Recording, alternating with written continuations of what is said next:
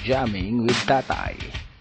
Mga panayam at palitan ng kuro-kuro with resource persons at mga personalidad o celebrities hinggil sa mga usaping may kinalaman sa ating mga tatay na Jeprox, maging sa larangan man ng ekonomiya, politika, o buhay pamilya. Jamming with Tatay. Marahil, kilala natin ang dating wrestler, actor, at naging gobernador ng Minnesota na si Ventura. Siguro marami sa ating mga tatay na Jeprox ang natatandaan pa nung unang mga taon ng World Wrestling Federation, no? Yung WWF, nung mga 1980s, no? Siya yung tinatawag na si Jesse the Body Ventura, isang sikat na wrestler. Lingid sa kaalaman ng nating lahat, isa rin siyang dating sundalo. Lalo nung panahon ng Vietnam War, no? Mula 1969 hanggang 1975. Isa siyang demolition expert na sinanay ng US Navy. So, isa siyang underwater demolition expert, no? Isa rin siyang aktor na lumabas siya sa mga pelikulang Predator at The Running Man kasama ni Arnold Schwarzenegger. At katulad ni Schwarzenegger, naging politiko rin itong si Jesse Ventura, no? Dati siyang governor ng Minnesota, ng state ng Minnesota sa United States from 1999 to 2003. Pero ngayong mga panahon na to, isa si Jesse Ventura sa mga kritiko ng official version ng 9/11, kung ano ang nangyari noong 9/11. Dahil nga isa siyang demolition expert, isa sa katanungang lagi niyang binabanggit at hindi pa lubusang nasasagot ng gobyerno nung panahon ni George Bush at hanggang ngayon, ay ano ang nangyari sa World Trade Center Building number 7. Hindi ito yung dalawang malalaking gusali na tinamaan ng eroplano. No? Alas 5 ng hapon, mga alas 5 ng hapon ng 9/11, bigla na lang itong bumagsak. Pero ang pagkakabagsak niya ay parang controlled demolition. Sa isang interview with Larry King na ating paparinig sa inyo, inilalahad ni Jesse Ventura ang kanyang teorya. Ito ay isang teorya na hindi lamang siya ang nagdadala, kundi marami na ring mga engineers, structural engineers sa Estados Unidos na binabalikan ang mga nangyari noong 9/11. Ano nga ba ang nangyari talaga? Ulit, isa ba itong inside job? What is the 9/11 conspiracy? Well, the 9/11 conspiracy is simply that the government hasn't been truthful with us. I mean, Larry, a couple weeks ago, the head of the 9/11 Commission Legal, I believe he's former Attorney General Farmer from New Jersey, came out publicly and stated unequivocally that at some point the government decided that American citizens would not hear the truth about 9/11. I find that very disturbing. Which is? I don't know. What truth? Well, we can't find it naturally because I don't have subpoena power. We don't have the ability to put people under oath and threaten them with prosecution. What would they be hiding in that building? I don't know. What do you think? In your wildest imagination, what do you think?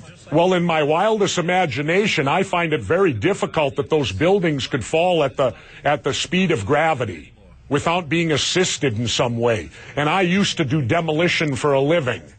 And how could those buildings fall as fast as I used to free fall out of an airplane? I mean, if you took a billiard ball and dropped at the height of the Twin Towers and you just merely stopped it and started at every floor in free fall, it would take over a minute and a half to reach the ground. The buildings were down in 10 seconds. So you think it might have been something inside? I think that most definitely our government has not been honest with us. I think, and here's the big point I make on 9/11. Why is it off limits to talk about it? Why is it off limits to question and ask questions? You know, when I went through UDT SEAL training, I was taught in demolition, Larry, that there is no dumb question. That if you don't understand it, it's not dumb. And that's how I've lived my life. And I have a lot of questions that the government refuses to answer. Sa ikalawang bahagi ng ating Jamming with Tatay, maririnig ninyo ang isang testimonya galing sa mga naulilang kapamilya ng mga biktima ng 9/11, kasama ng mga empleyado ng World Trade Center Towers at mga firefighters, mga police at rescue personnel na rumisponde sa atake noong 9/11. At lingid sa ating kaalaman, or marahil alam na rin natin dahil sa laganap na rin ito sa internet, simula nung aftermath nung 9/11, 2001, may isang namumuong grupo o kilusan sa hindi lang sa Estados Unidos, kumalat na rin ito sa iba't ibang bansa sa Europa at sa Asia, no? Specifically sa Japan, na ang tinatawag nila sa sarili nila ay ang 9/11 Truth Movement. Iba't ibang mga kasapi nito, no? Halo-halo. Merong mga kapamilya ng mga naulila at biktima ng 9/11.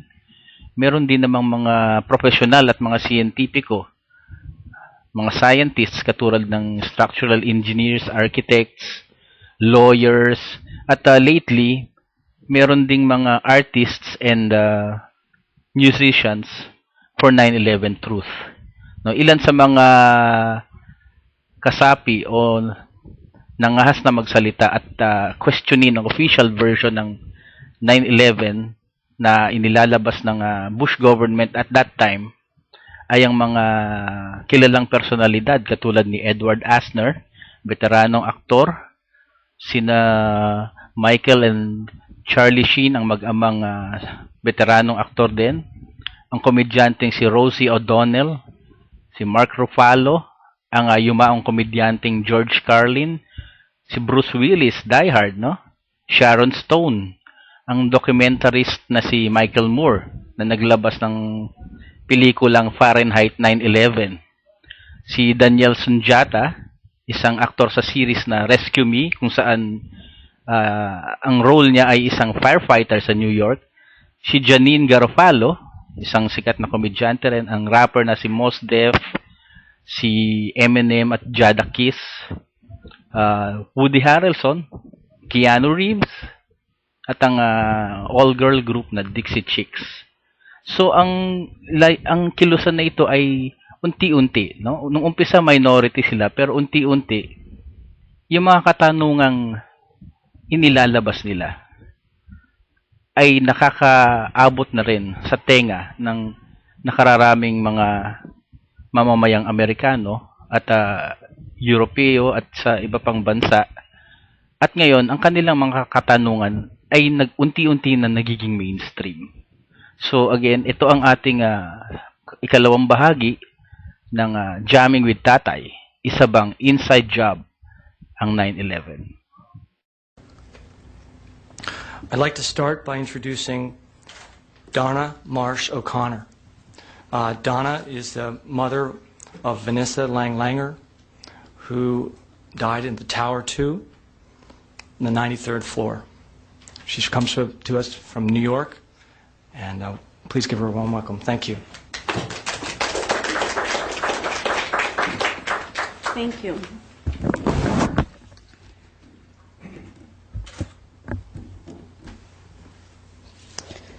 This is my motivation.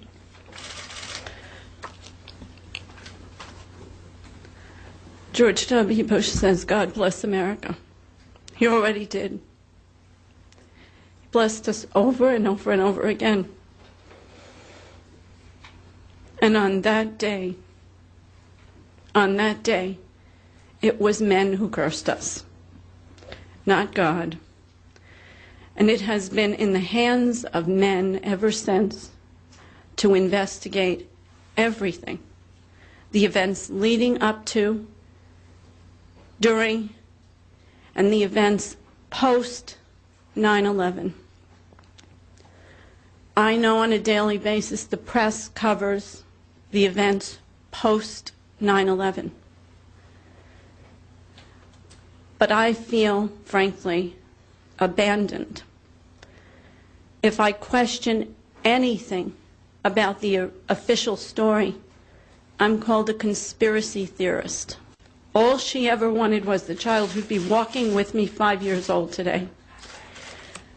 Roughly, about the time my daughter was on the phone to her Park Avenue office, thanks to Paul Thompson, I know that is roughly the time that George W. Bush, the president of this country, walked into a school to lecture to children.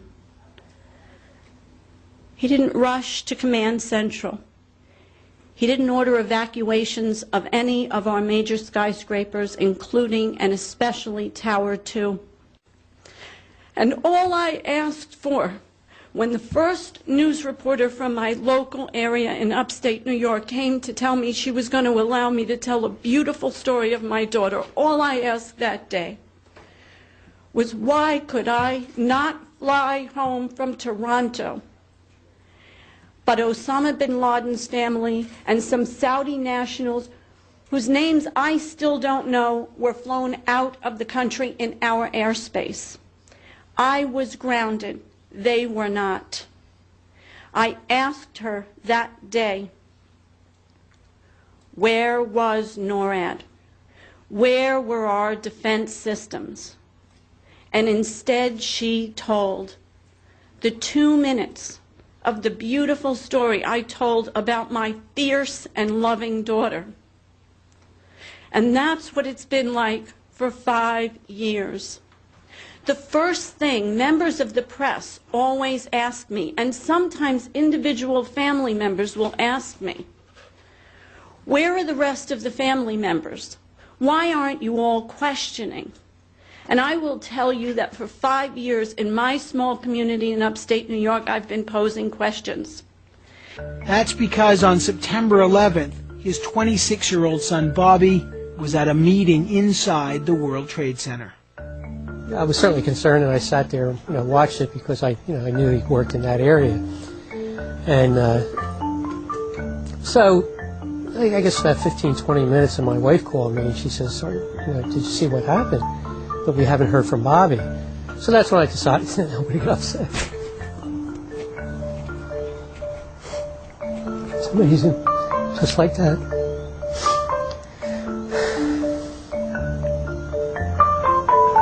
Excuse me. In the debris of Ground Zero, young Bobby McIlvain's body was eventually found, badly burned. Oh, he's dead. Yeah, he's found dead on arrival. So that truly, that's the first thing I talked about. That was the toughest. Because in 1 second I thought he was alive, and then boom. In his grief, Bob McIlvain began reading everything he could about 9/11. He attended the official investigations into that day, chaired by Lee Hamilton and Thomas Kane. We recommend the following elements for a counterterrorism strategy.